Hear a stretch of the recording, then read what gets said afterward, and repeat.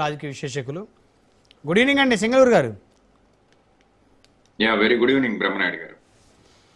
స్థానిక సంస్థల సమరానికి సిద్ధమవుతున్న ఏపీలోని రాజకీయ పార్టీలు, ఇటు కూటమి అటు వైఎస్ఆర్సీపీ. ఈరోజు ప్రత్యేకంగా జనసేన అయితే 14 మందితో కూడినటువంటి ఒక లోకల్ బాడీ ఎలక్షన్ కమిటీని కూడా జనసేన పార్టీకి సంబంధించి వారు కమిటీని కూడా రిలీజ్ చేయడం జరిగింది. అందులో ఎమ్మెల్యేలు, ఒక మంత్రి, ఒక ఎంపీ, కార్పొరేషన్ చైర్మన్లు, అంటే సీరియస్గా వారు కూడా స్థానిక సంస్థల మీద ఫోకస్ పెట్టారు.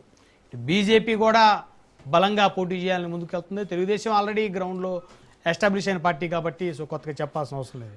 వైఎస్ఆర్సీపీ శ్రేణులు కూడా ఆ పార్టీ అధినేత పిలుపునిచ్చారు.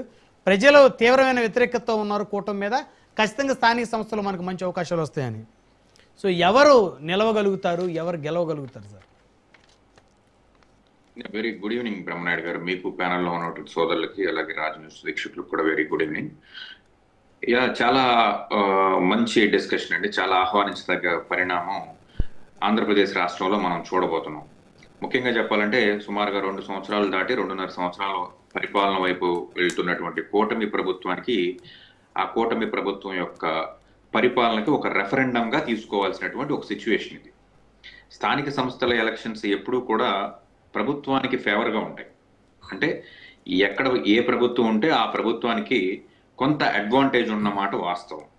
గతంలో చూస్తే స్థానిక సంస్థల్ని, ఎలక్షన్స్ని బహిష్కరించి ఎన్నికలకు కూడా వెళ్ళినటువంటి తెలుగుదేశం పార్టీ ఈరోజు ఏం చెప్తుందంటే ఖచ్చితంగా రెఫరెండం కాదు, ఇది ఖచ్చితంగా చాలా వెరీ లిమిటెడ్గా వైఎస్ఆర్సీపీ పార్టీని ఈ రాష్ట్రం నుంచి పారదోలుతారు ప్రజలు అని చెప్పేసి చెప్పడానికి ఎటువంటి సంకోచం లేకుండా చాలా కాన్ఫిడెంట్గా కనిపిస్తుంది.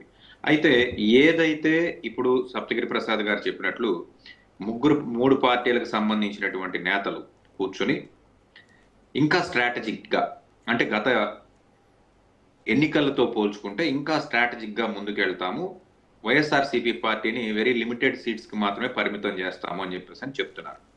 మరొక పక్క బీజేపీ వారు ఏం చెప్తున్నారంటే ఒక 20% పోటీ చేయడానికి మేము సిద్ధంగా ఉన్నాం అని అంటున్నారు. ఇంకా మీరే చెప్తున్నారు 14 మందితో అత్యంత బలమైన కమిటీ జనసేన పార్టీ ఏర్పరిచింది. అందులో మంత్రి, ఎమ్మెల్యేలు, జిల్లా పరిషత్ చైర్మన్లు, లేకపోతే XYZ ఎవరో లీడర్స్ ఉన్నారు.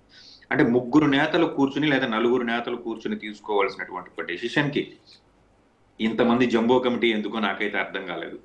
రెండోది ఏంటంటే ఏదైతే ఒక 2-3 నెలల దూరంలో ఉన్నటువంటి ఎలక్షన్స్ ఏం కాదు, ఇంకా చాలా వెరీ లెస్ వ్యవధిలో ఉన్నటువంటి ఎలక్షన్సే కాబట్టి దీని మీద పరస్పర భిన్నాభిప్రాయాలు కాకుండా అందరూ కూడా ఏకీకృతమైనటువంటి ఒక అభిప్రాయాన్ని వ్యక్తపరుచుకుని మీడియా ప్యానల్స్ లోకి వచ్చినప్పుడు మాట్లాడితే చాలా బాగుంటుంది. ఎందుకంటే ఒకళ్ళు 20% అని, మేము కమిటీలు వేసామని, ఇంకొక పార్టీ నుంచి అయితే వస్తున్నటువంటి న్యూస్ ఏంటంటే ఎన్నికలకి గత ఎలక్షన్ కి సంబంధించినటువంటి లెక్కలు ఏవైతే ఉన్నాయో వాటికి ఆ ఎలక్షన్స్ వరకే పరిమితం, ఇప్పుడు మేము అందరం కూడా బాగా బలం పుంజుకున్నాం కాబట్టి మేము మా ఎలక్షన్స్ ఎక్కడ పోటీ చేయాలనేది మేమే నిర్ణయిస్తామని చెప్పేసి జనసేన పార్టీకి సంబంధించిన ఒక ఎమ్మెల్యే బహిరంగంగా ప్రకటించినటువంటి న్యూస్ కూడా మనందరం చూస్తాం. వీటన్నిటిని దాటుకుని కూటమి ప్రభుత్వం యొక్క పరిపాలన ఏ విధంగా ఉంది, సూపర్ 6 అమలు ఏ రకంగా ఉంది, వీటన్నిటిని దృష్టిలో ఉంచుకునే ఈరోజు ఎలక్షన్ జరగబోతుందనే మాట అయితే వాస్తవం. అయితే ఇక్కడ మనం ప్రత్యేకంగా విశ్లేషించాల్సింది అంటే తనకు వచ్చినటువంటి 11 సీట్లకి, తనకు వచ్చినటువంటి ఓట్ల పర్సంటేజ్కి అసలు మాట్లాడినా కూడా జగన్మోహన్ రెడ్డి ఈ రోజు ఏం చెప్తున్నాడంటే కూటమి ప్రభుత్వం మీద తొడగొడుతున్నటువంటి ఒక పరిస్థితి. ఆయనకి 5%, 10% ఓట్లు కాదు, 40% ఓట్లు వచ్చాయి.